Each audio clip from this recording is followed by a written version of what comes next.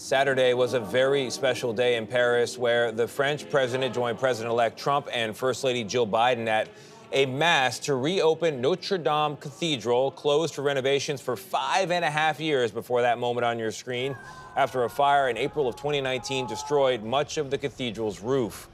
Senior foreign correspondent Seth Doane has been following the renovation over the years, and he is at Notre Dame this morning for us. Seth, good morning.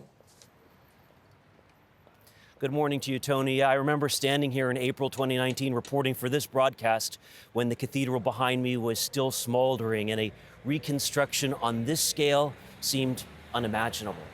Notre Dame has always drawn tourists, but the ability to visit this 12th century Gothic cathedral today feels for many more like a miracle. It's amazing. I think everybody remembers where they were on April 15, 2019. It's all due to the determination of a country, an audacious 5-year deadline set by its president, and the talent of thousands who were applauded at Saturday's grand reopening. Craftspeople, workers, engineers, and of course in 2019, firefighters. They'd trained to battle a blaze like this, using water at lower pressure, and we saw the results during a visit in 2021.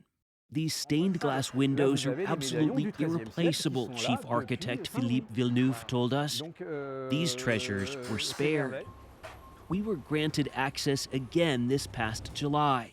They've been removing the scaffolding, but we're still about 100 feet up in the air. To witness progress from high up on the scaffolding. It's a national challenge. Philippe Jost was in charge of meeting President Emmanuel Macron's deadline. A lot of people spoke of 10 years, 15 years, but the President Macron said 5 years. And he was right. We needed such a challenge.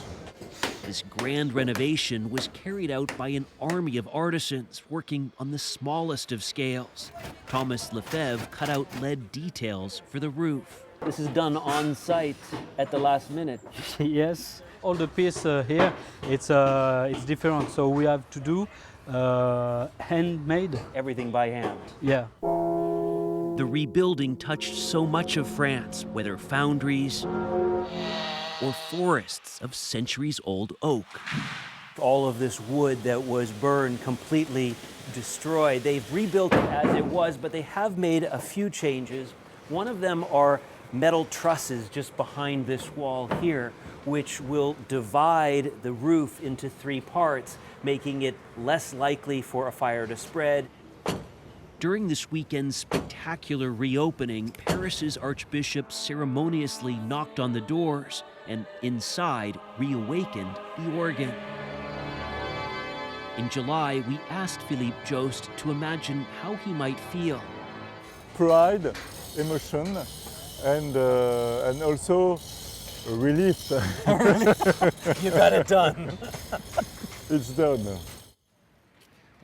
We have certainly seen that pride. I would also add there is a joy, there is an excitement in seeing this. Look, President Macron is facing a crisis in his government. We know with President Zelensky here, there was discussion of the war in Ukraine, but this weekend was really a moment to stop, for the French people to applaud this achievement on such a grand scale. Nate?